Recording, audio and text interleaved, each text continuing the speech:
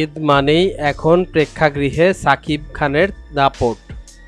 ঈদের দিন তাণ্ডব মুক্তি পেতেই প্রায় প্রতিটি শো যেমন হাউসফুল, তেমন দর্শকদের প্রতিক্রিয়াও দেখার মতো।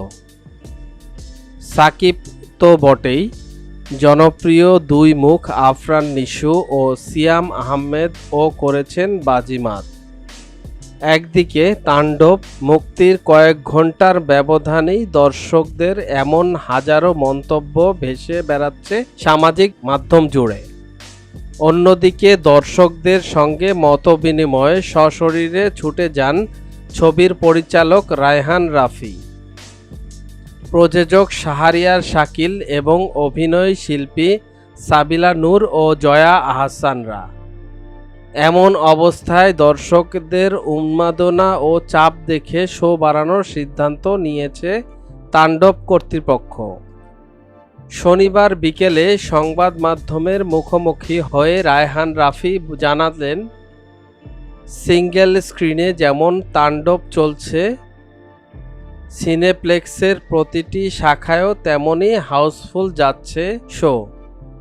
এমনকি সিনেপ্লেক্সে সিঙ্গেল স্ক্রিনের মতো দর্শকদের চাপ পড়েছে। ঈদের প্রথম 3 দিনের অগ্রিম টিকিট প্রায় শেষ।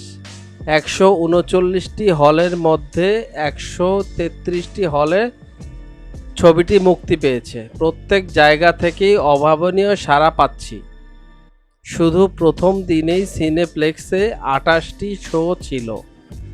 দ্বিতীয় দিন থেকে সেটি বাড়িয়ে 35টি করা হয়েছে।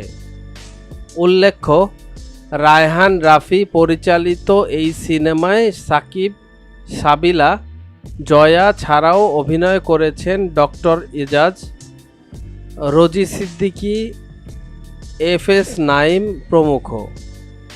ছবিটি প্রযোজনা করেছেন SVF Alpha I Entertainment limited.